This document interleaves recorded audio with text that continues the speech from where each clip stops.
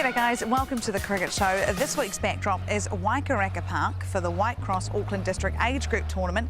Plenty of great young talent on display here. But I tell you what, there is going to be plenty of slightly older talent on display for the Central Stags during the McDonald's Super Smash. Mihaela Jayawardene is coming back. With 249 runs and 4 games at a strike rate of over 140 last season, it's no surprise the Stags have called on the world-class skill and experience of Mihaela Jayawardene once again. International cricket, it's quite fast and furious, but I think New Zealand gives you that sanity where you can relax and always enjoyed coming here and the people are so nice. Yeah, he brings a lot of experience at the top for us. He adds a lot in terms of personality as well. You know, he's such a character, and you know, between him and Marty Kane and Seth Rance, they're really the characters of the side, which is awesome. Everyone was really excited, you know, to have him back over. And I think just even talking about him, you know, got a lot of confidence instilled in the camp, and learned so much just watching him at training and just chatting to him about batting. You know, he made an instant impact when he came and played for us last year. So, yeah, just trying to pick his brain as much as you can about technique, about, you know, playing different bowlers in different conditions. Last time around was quite close for us. We played some really good cricket, but just couldn't get to the knockouts. But quite exciting young talent. That's what we saw last year as well. Probably a bit inexperienced, but this time around they've gained a lot of experience playing shorter format. And the mindset seems to be much better for T20 cricket. The planning, the execution, it's been pretty good. Good start this time around for the boys, and hopefully we could go all the way. And it's fun to be back in New Zealand. Jayawardene also loves his wine, and with Central Districts encompassing the famous Hawke's Bay and Marlborough wine regions, his return to the Stags has also opened up potential marketing opportunities. You know, I'm not a huge drinker, but at the same time I do enjoy a glass of wine, and the last time around we did some wineries as well. Really enjoyed it. The interesting part is what kind of work goes into making good wines. I mean, that was fascinating for me. The wine in a can concept's obviously a really exciting part of the brand that we're trying to build with Misty Cove. And Jared Inglefield, the ex-CD captain, is one of the co-owners of Misty Cove. And Mihaela's obviously, he's got his own restaurant and he's involved in the wine industry. So to try and merge those two is a brilliant partnership for us. We first learnt of it in the US. There's a company over there that does really good bottled product, and they also launch cans, and we liked what they did. We decided to be New Zealand's first producer to do it, attacking the sort of portability side of the market, camping, boating, or best of all, watching a game of cricket.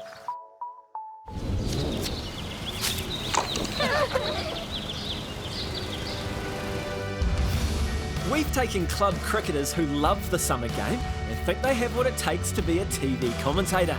So we handed over the mic and set the stage for them. Oh, straight through it! He's got it! That's 8 down! And for their chance to win a spot calling live cricket on Sky Sport. That's it there. Yes! 100! Just stay there and acknowledge everybody. Woo-hoo!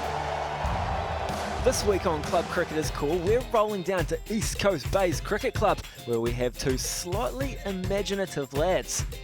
My nickname is Binksy, pretty straightforward, the old English nickname of stick a Y on the end of your surname. So not a particularly imaginative one. Binksy.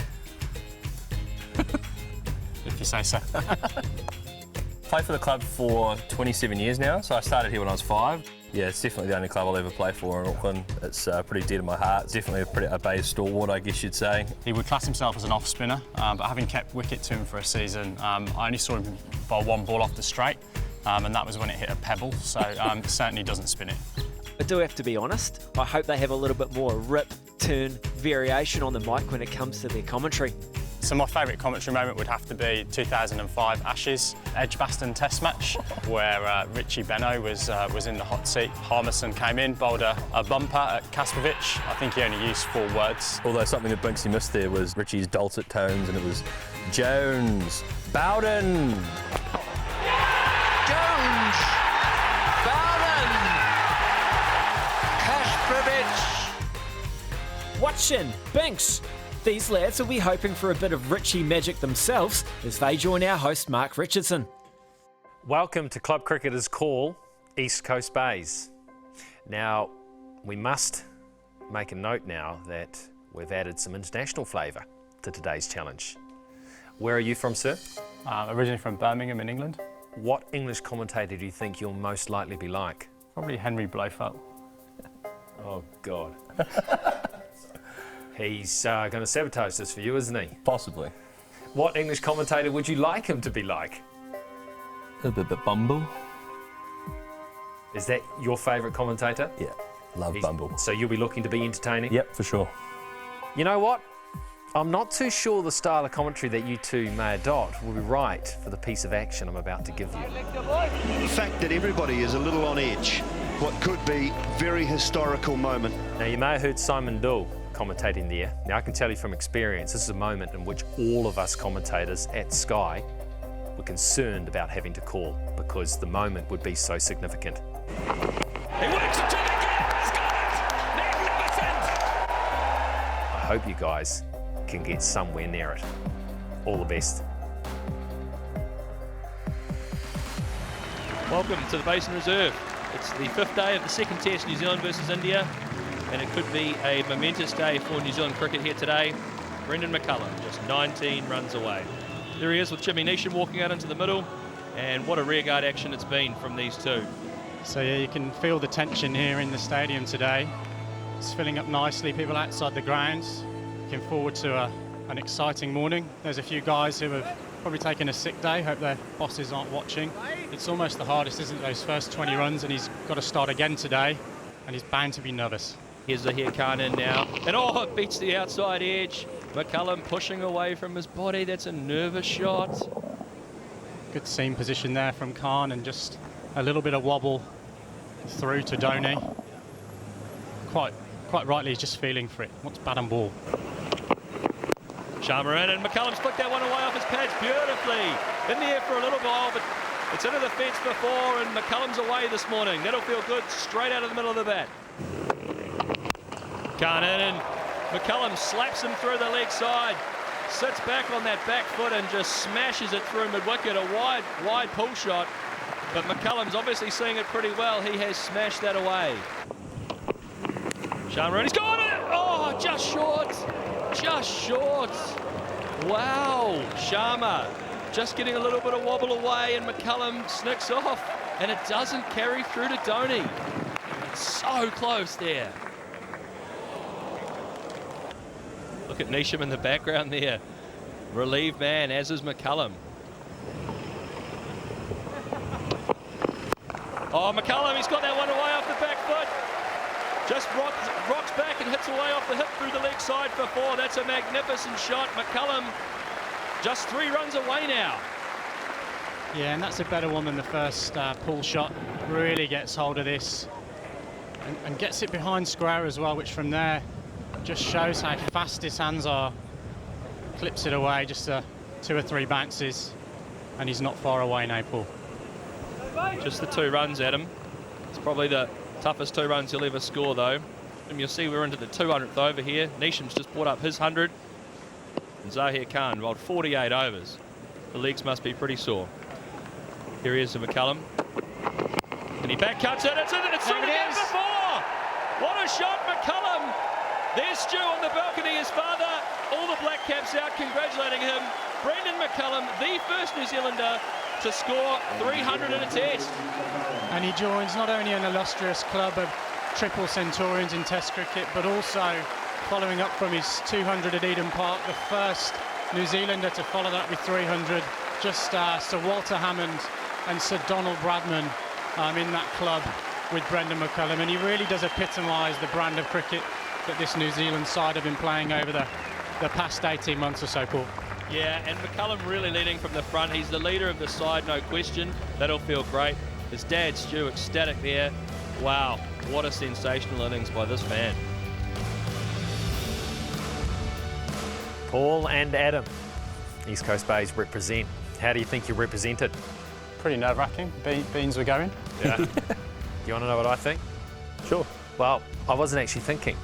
As you were commentating, I was watching the cricket, and I felt like I was watching the cricket, and that is a really good sign. If I was going to find maybe one criticism, you could have just used your voices and the range in your voices a little bit more to set the scene. It was a historic moment. You told us it was historic. You told us that many times. But you can do that with just the tone in your voice. That was the only thing.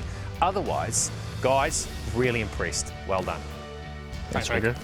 Well, as you know, there can be only one winner of Club Cricketers Call, and those winners will get to call the action live at Eden Park's Outer Oval on the 3rd of January, the Aces versus the Stags. But the good news is, if it's not you two, you still don't go away empty-handed. Yes, each of the guys will be rocking a new pair of Oakley Prism sunglasses with its revolutionary lens technology that fine-tunes vision for specific sports and environments. Next week's commentary pair are from Takapuna Cricket Club, so they'll bring a wee bit more wisdom to our final round-robin pool match, and they'll be hoping to book themselves a spot in our final. Paul and Adam did a fine job. I was mightily impressed. Today's lesson on how you can impress as a cricket commentator: never take any crap from Scott Styris. Okay, well, all right, Rig. We thought it only fair to get Scott Styris on for his rebuttal, so you feel free to go back to Rig. That's pretty rough comment. A tip for commentary? Or a tip for Rig for his commentary. Well, it's not always about you. Sometimes you have to listen to your co-commentators. Oh, he laid it down. Well done. Now, I've got you here. We should talk about some cricket. Sure. Let's talk about the Black Caps, the Chapel Hadley. Were you surprised with the results and the way that we performed?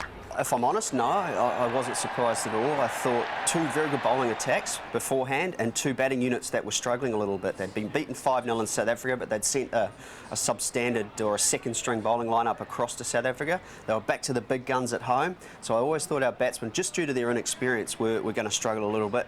And I think it proved to be right. That middle order, fantastic hitters. Perhaps we missed some batting in that 4-5-6 region. But they'll learn from that experience. Big stadiums, good crowds, and a very good #1 side in Australia. And some big news for the Black Caps. No Chapel Hadley next season, but the Tri-Series T20 tournament between England, Australia and New Zealand. I think that's a wicked initiative. I'm looking forward to that. What do you make of it? The fact that the final is in New Zealand too, we know that 2020 brings the crowds in. It's the excitement, a lot of 4s and 6s, and I can't wait. I think it's exciting, and that's why it's generating a lot of positive talk, because it's something new, and having those two big teams as well will make it doubly so. So with the Bangladesh boys, what can we expect to see from them? They obviously aren't as strong as the Aussies, but they're in good competition. Yeah, they're making big improvements on their game, beating England in a test match at home.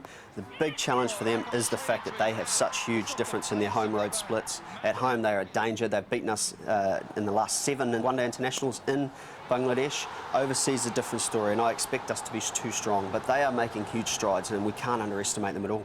Now, it's time to find out who our #5 is in the all-time cricket show 11.